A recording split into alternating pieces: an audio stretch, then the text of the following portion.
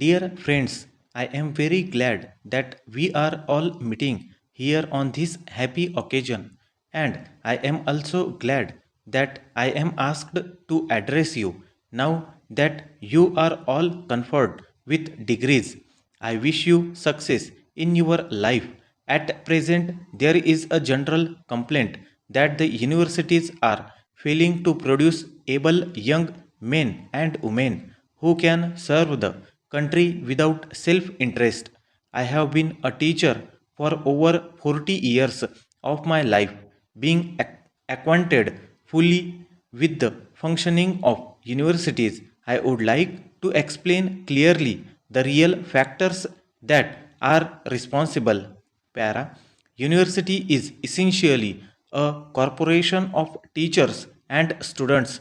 The relations between the two have been of a scared character. The kind of education that we provide to our youth is determined mostly by the kind of men and women we secured as teachers.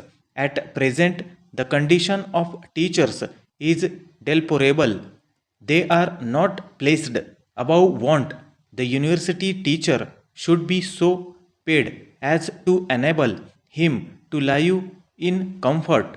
If he is to devote himself to learning, teaching, and research, as they are low paid, best intellectuals are seeking attractive jobs elsewhere and they are not willing to act as teachers in universities. Para, every attempt should be made to draw a good number of able persons into the teaching profession. I hope the university service will become as attractive as the All India services, for that is the only way to recruit and retrain some of the ablest persons for the universities. It is also necessary to select such of the persons as teachers who have love for the subject they have to handle. Securing of a few able teachers is not sufficient. Their number must be proportionate to the number of students. The accommodation in colleges is insufficient. A classroom which can normally accommodate 30 students has now to accommodate 5 times the normal number of students. Para. It is no doubt true that such overcrowding is not conducive to the students to get adequate tuition or normal guidance. Some of the educational institutions have become commercialized and adopt the shift system as in factories. These circumstances do not allow students to express themselves, that is, to take part in games, etc., and to have real contact with the teachers, which is much better than a long course of study. It is therefore necessary that our colleges should have restrictive admissions, have adequate staff, and there is a living communication across the table with a voice teacher.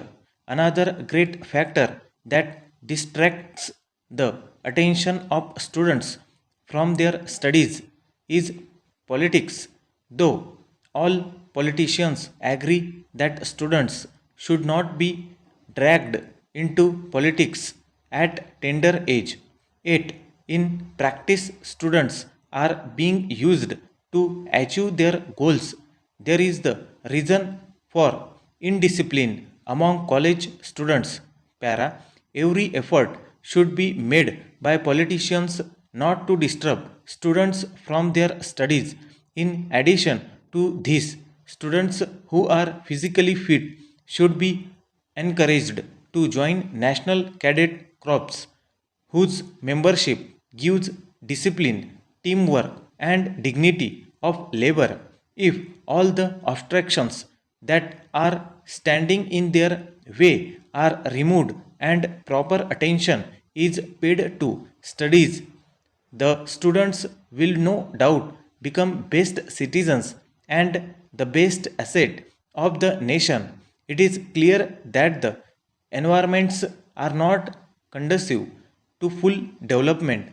Para, dear parents, you are aware that we are meeting once in a year to celebrate our annual school function.